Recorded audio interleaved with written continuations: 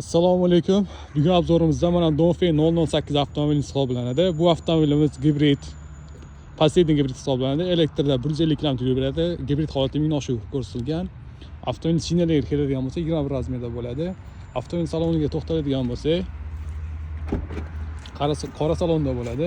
Elektron parog, обшивкаlar кожаный. Sidina massaj abduhobagrev bor. Multimedia rulda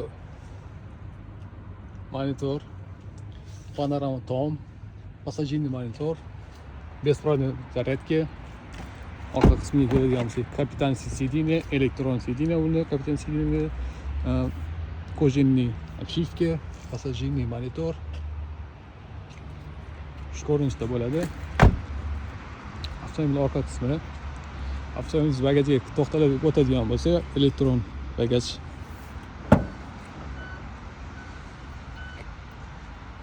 Orqa bagajlari ham keng, 3-qator bo'lishiga qaramasdan